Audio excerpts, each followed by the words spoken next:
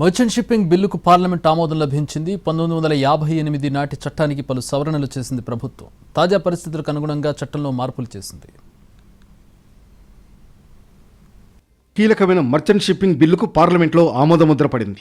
రాజ్యసభలో బిల్లుకు ఆమోదం లభించడంతో రాష్ట్రపతి సంతకంతో చట్టంగా మారనుంది. మారుతున్న పరిస్థితులకు అనుగుణంగా మన మ్యారిటైమ్ చట్టాలను మార్చుకోవాల్సి ఉంటుంది. దీనిలో భాగంగానే 1958 నాటి మర్చెంట్ షిప్పింగ్ చట్టాన్ని రద్దు చేసి దాని స్థానంలో మర్చెంట్ షిప్పింగ్ బిల్లు 2024ను పార్లమెంట్ ఆమోదించింది. ఈ చట్టం ద్వారా మన ప్రాదేశిక జలాల్లోకి ఏ దేశం జెండా లేకుండా ప్రవేశించే నౌకల్ని సీజ్ చేసే అధికారం మన అధికారులకు లభిస్తుంది. ఆయా నౌకల్ని మన అధికారులు స్వాధీనం చేసుకోవడం, విచారణ జరపడానికి కొత్త చట్టం వీలు కల్పిస్తుంది.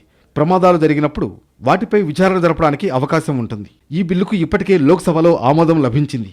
ఈ నెల 6న బీహార్లో ఓట్ల తొలగింపు అంశంపై లోక్సభలో స్వల్పకాలిక చర్చకు కాంగ్రెస్ పట్టుబడుతున్న సమయంలో మర్చెంట్ షిప్పింగ్ బిల్లును సభలో ప్రవేశపెట్టింది ప్రభుత్వం. బిల్లుపై క్లుప్తంగా చర్చ జరిగిన తర్వాత సభ్యులు ఆమోదించారు.